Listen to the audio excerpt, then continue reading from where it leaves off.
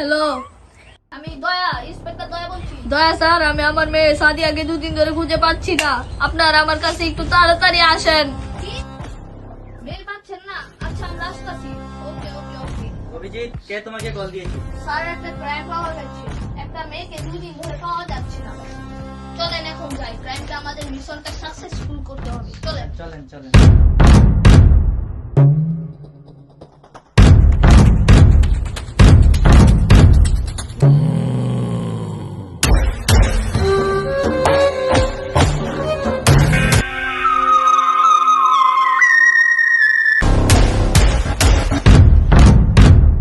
দেখেন স্যার, ও স্যার গো, ও স্যার গো, আমার ভাইয়া সাদিয়া। দেখেন স্যার, দেখেন স্যার কি অবস্থা স্যার, দেখেন মেয়েরা পড়া যাবার অবস্থা।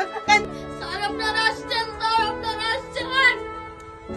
আরে আরে আরে আরে বাহ, কি হয়েছে আপনার? স্যার, আমার মেয়েকে 72 ঘন্টা ধরে খুঁজে পাওয়া যাচ্ছে না স্যার। অভিজিৎ, স্যার, কি হয়েছে? দয়া, সবার সামনে কিছু বলতে নাই। কেমন কি বলবেন? দয়া, ওর ডিটেলস চালো, আর ওর মেয়ের ডিটেলস চালো, সাথে ওর নাম্বারটা নিও। এক চার চরি চরি চার।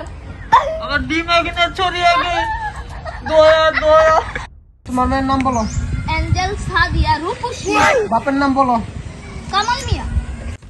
এই স্যারে বলছে আপনার নাম্বারটা স্যারের দেওয়ার জন্য, বলেন নাম্বারটা। স্যার তুলেন 01 01 31 31। আমার ভালোবাসা হ্যাঁ, তোফাজ্জলকে দিলাম।